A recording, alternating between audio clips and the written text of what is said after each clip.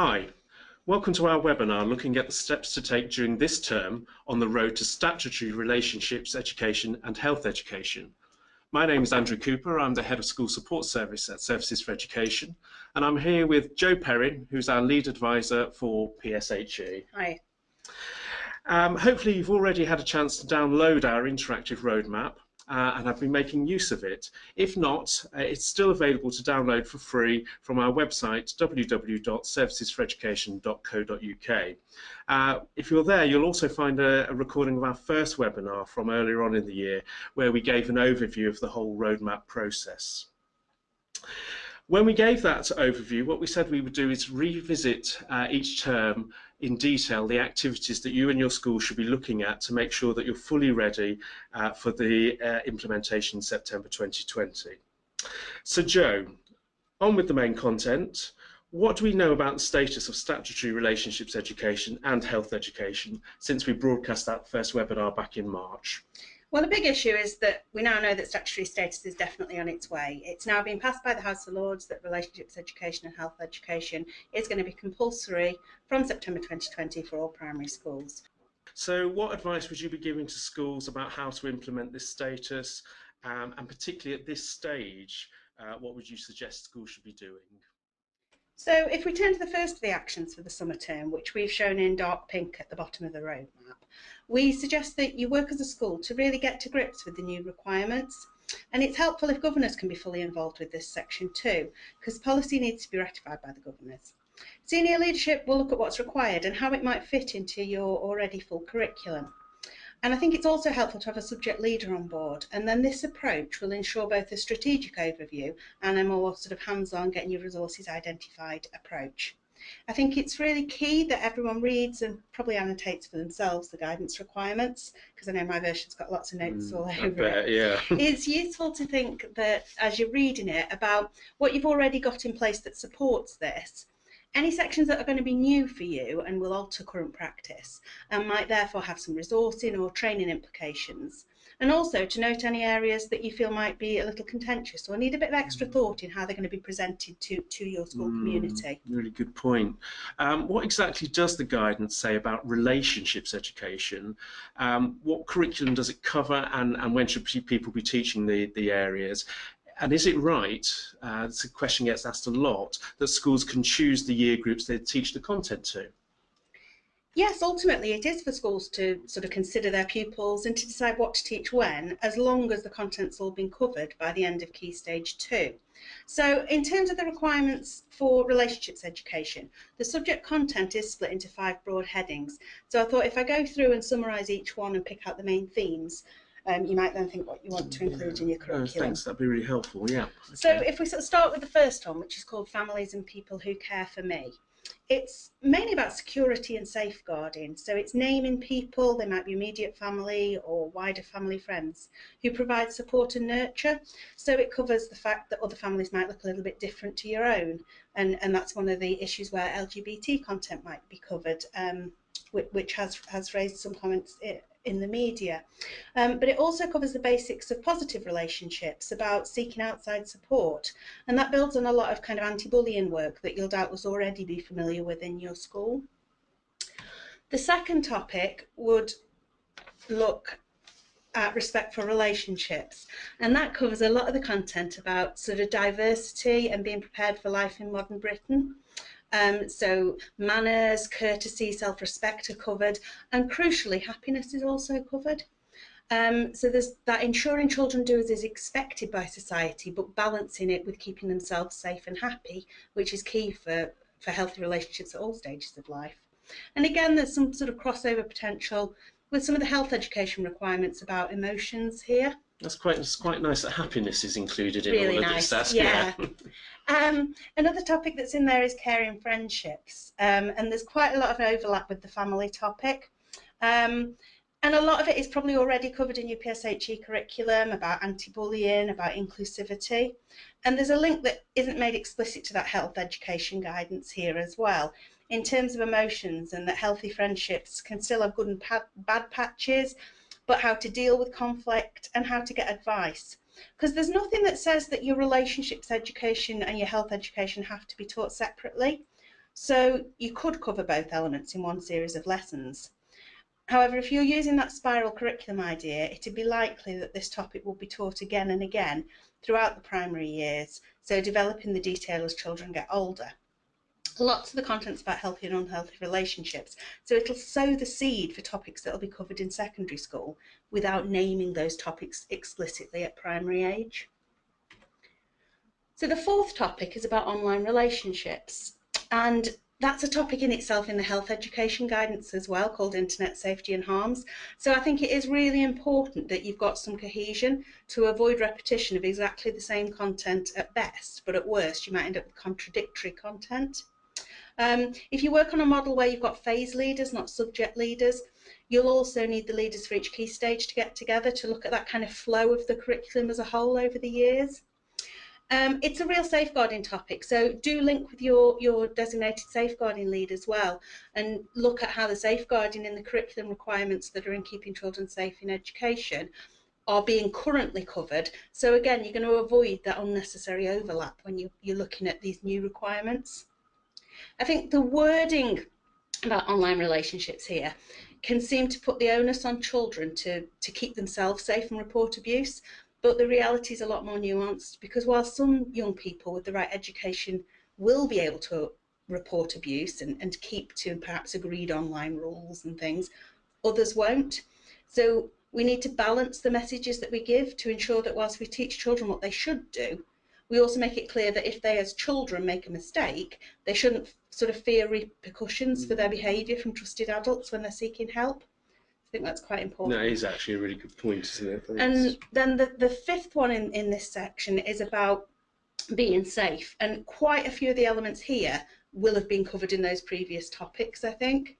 But there are a few that we could draw out, such as boundaries and privacy, because again, these are safeguarding topics, so working with your DSL is really important. Privacy in terms of body parts is covered, so if you're already using resources like the NSPCC PANTS resource, for example, because a lot of schools do, that kind of work would fit in this topic. I think seeking advice and help is a theme that runs through here as well, which is crucial, but again, tempered by that notion that as adults in position of trust, we have that responsibility for keeping children in our care safe. It's great, and it's really important, this whole notion of the spiral curriculum, isn't it? Yeah. And it's not just one-offs, Repeating it's repeating and building yeah, sure. in that, and that's where we get the age-appropriate terminology from. So thank you for that. Really, lots to think about. So if we move more specifically onto the health education guidance, what else is covered there, and how does that all link together? So in terms of health education, in a similar way, we've got the content split into sections.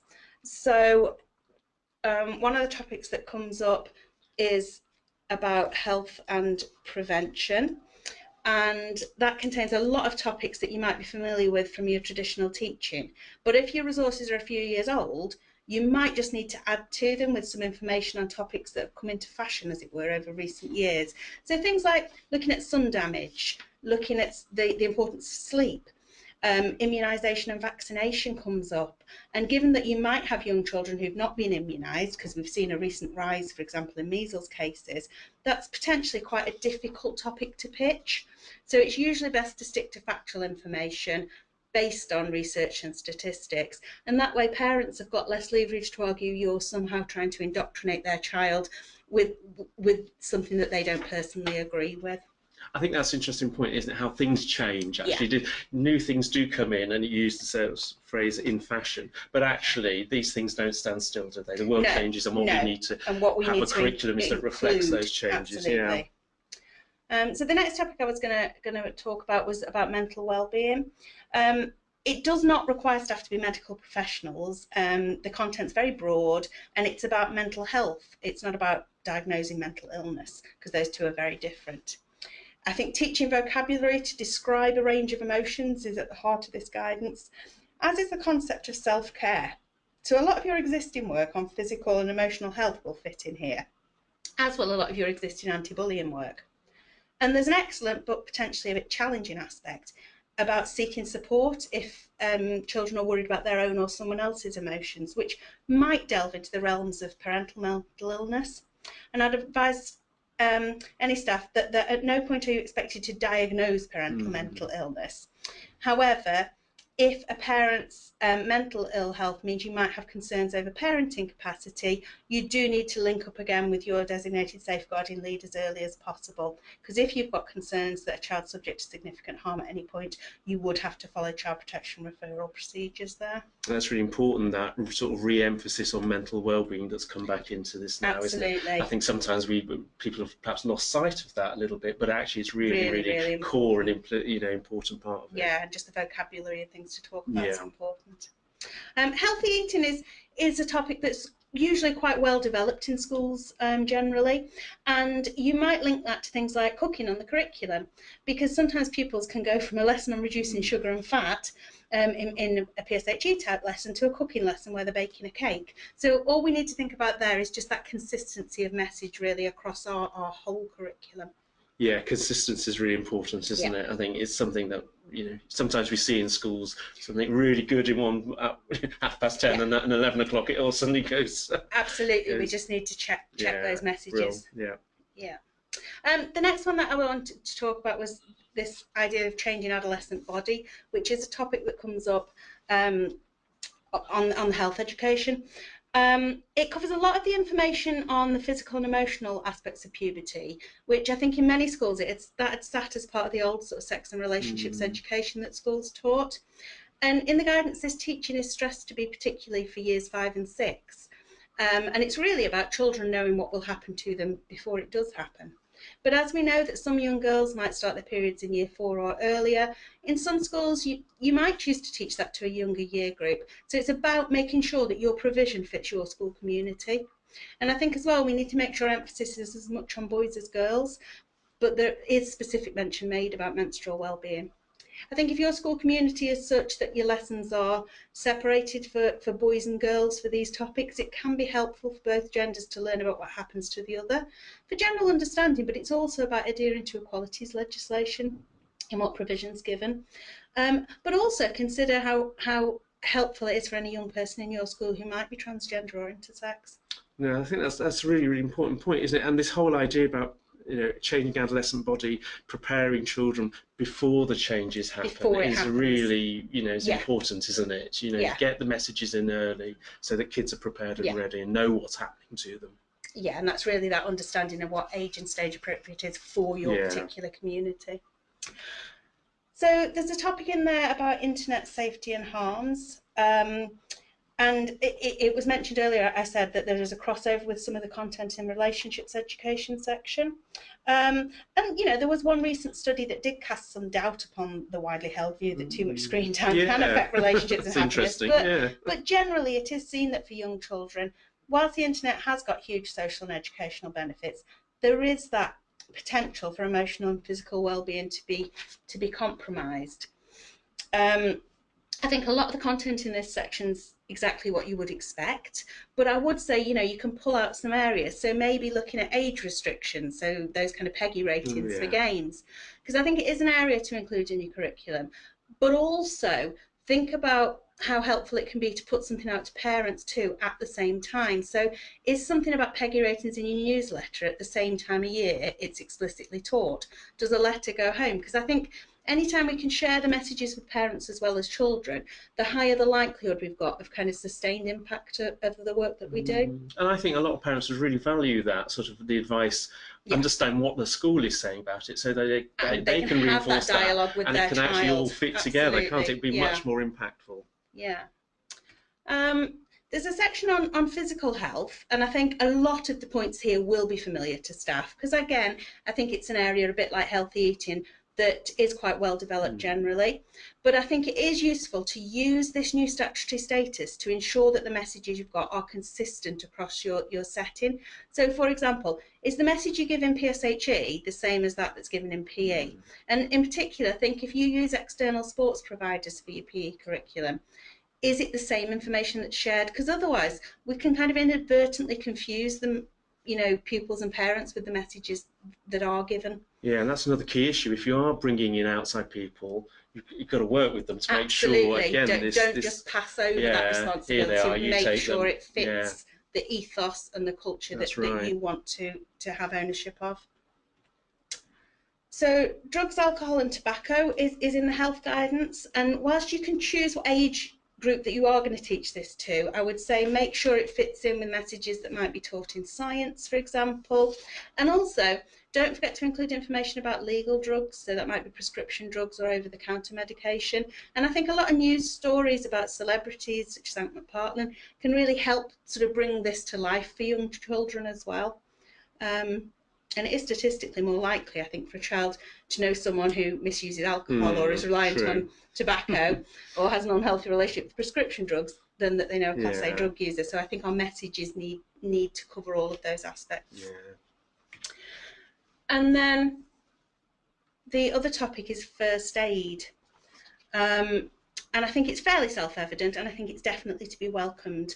There are quite a few free resources available from national charities too that can support this, and a lot of that can be found online. Thanks for that, Joe. That's been really helpful. There's a lot of information there.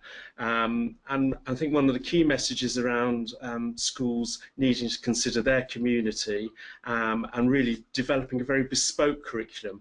And that very much ties in with the overall curriculum messages that we've got at the moment, and the whole move around intent, implementation and impact. Yeah. And it's probably just worth mentioning there that we've also got another website, another webinar on our website promoting and supporting schools develop those early stages of developing a bespoke curriculum. So if you want to have a look at that, that's on there. It's all free materials and resources to have a look at on there.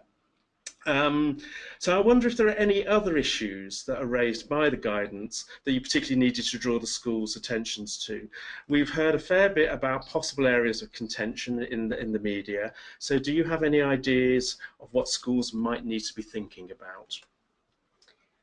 Yeah, I think it's really important that we do think about what our legal duties say. We need to think about exactly what we're teaching. So the foreword in the guidance does talk of content being age appropriate and developmentally appropriate, and you've really got to define that for your setting. So Damien Hines, Secretary of State for Education, and Amanda Spielman from Ofsted have said that ultimately this is up to head teachers. And the guidance also states that policy must meet the needs of pupils and parents and reflect the community they serve. So we've got to think, where then does that leave schools, where staff might judge it is necessary to teach certain content, but parents might be of a cultural or religious viewpoint that isn't appropriate. And, you know, we have heard and seen in the news of community resistance, which in particular seems to have focused on the coverage of LGBT relationships. My view is that this content must be taught legally and morally.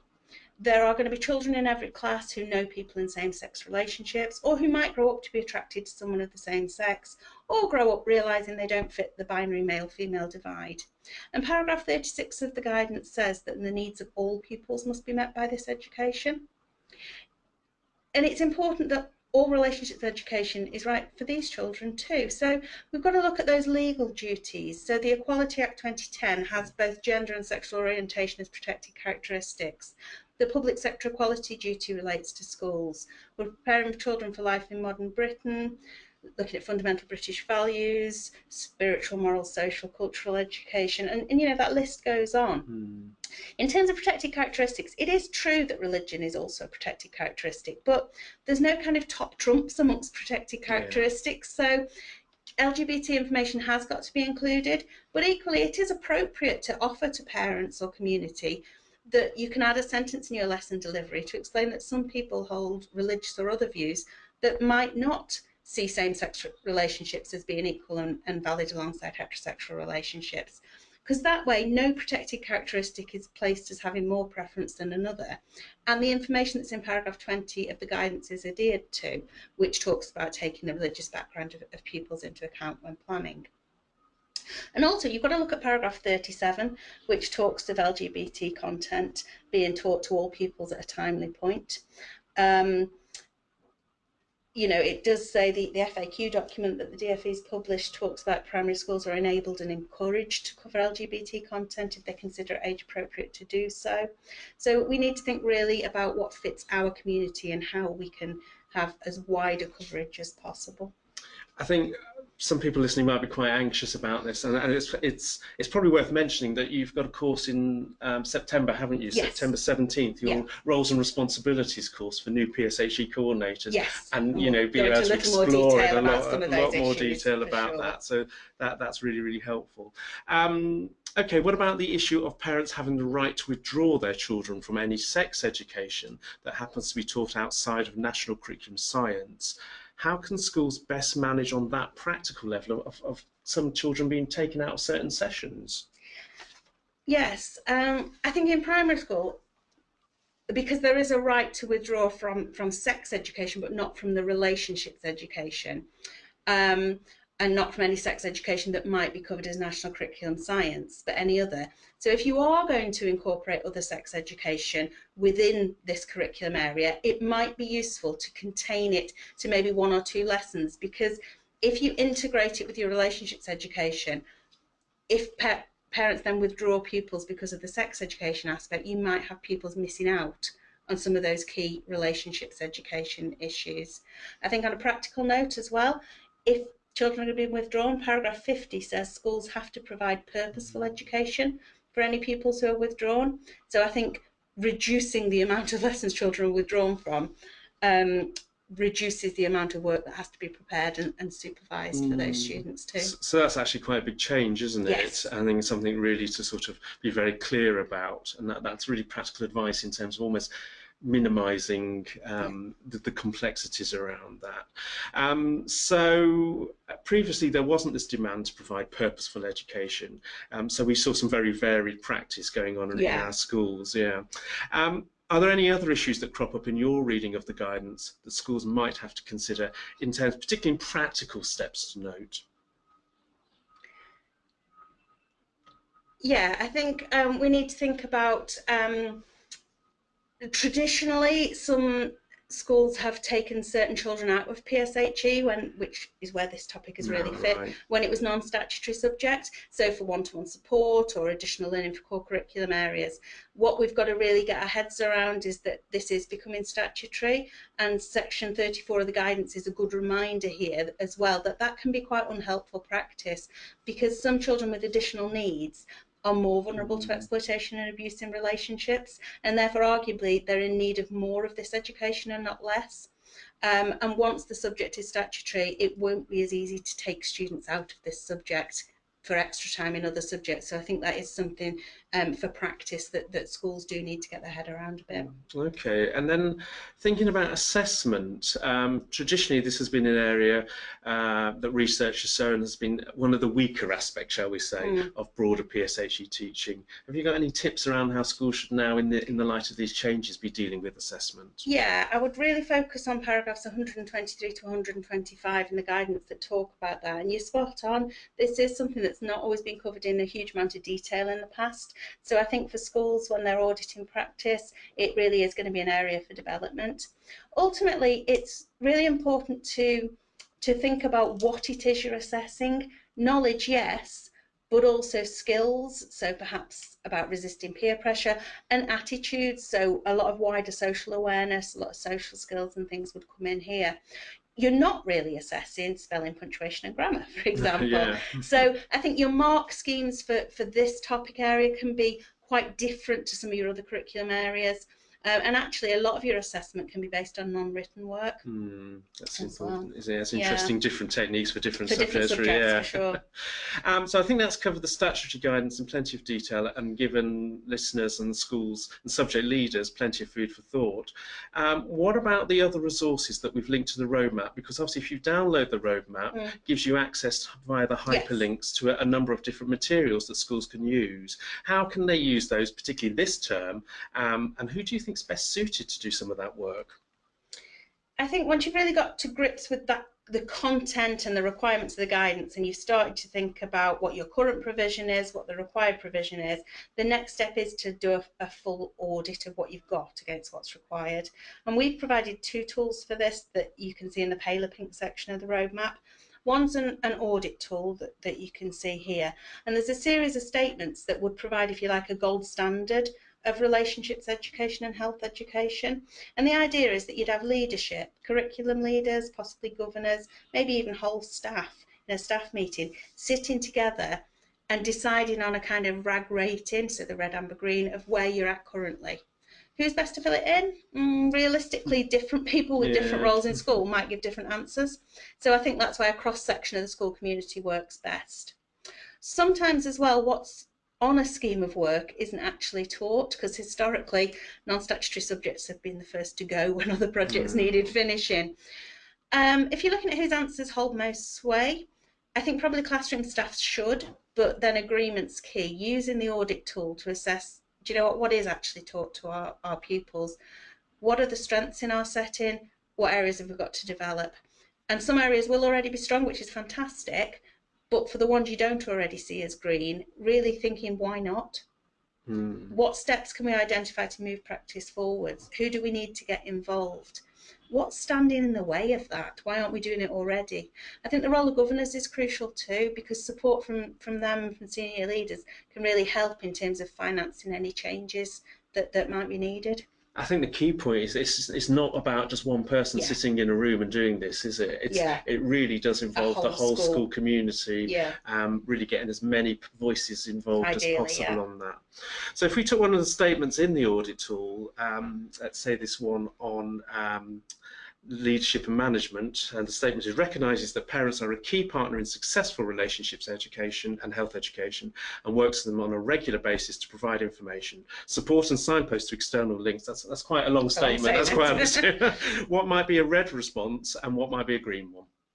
Well, for that statement, I would imagine that a red RAG rated response wouldn't have nothing at all, because all schools have some existing practice, but it might be that the statements are really limited. So it might be a sentence or two in school reports, it might be a letter sent out in advance of lessons starting on a certain topic.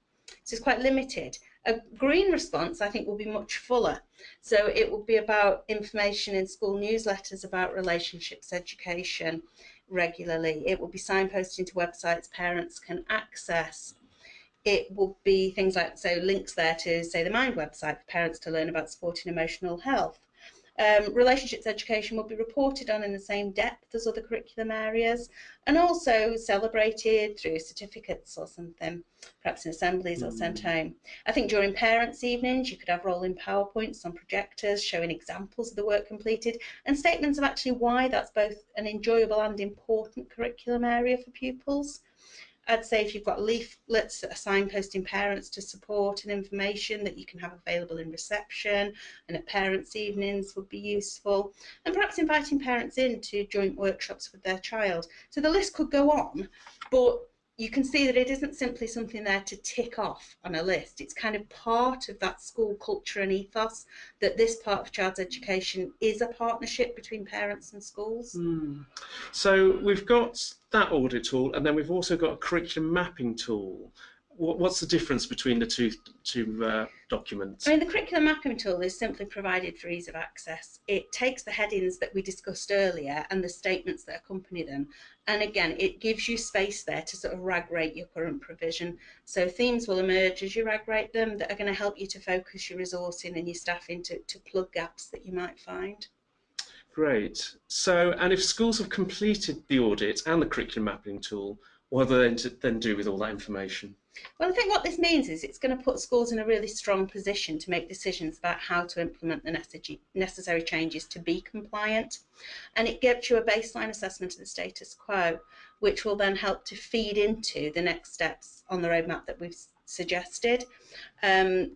So the work from this summer term would feed into then our actions suggested for autumn, where we would suggest that you'd then be looking at questioning other stakeholders, and from that eventually you'd be looking at writing your policy, identifying schemes of work, and just then moving forwards. And of course what we're going to do when we get into the autumn term, we'll be producing another of these webinars where we'll look in much more detail at all of those steps. So listeners will be able to sign up to that webinar once we get back into the new school year. Thanks, Jo. There's been a huge amount of information there, but I think really important and really valuable to share with people. Obviously, people are able to listen again to this webinar if they feel they've missed anything, and can reflect on it after this listen of it.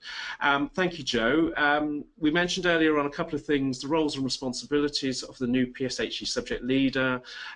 That's full-day course on September the 17th, details and bookings on our website, and also the curriculum development work, the intent, implementation and impact. Again, a free webinar, free digital resources, digital materials, very similar to how we've done the roadmap, to help you and get you started on your developing your bespoke curriculum. And you'll find details of all our digital products on our website. So thank you, Joe. Thank you. And we look forward to working with everybody again in the autumn term.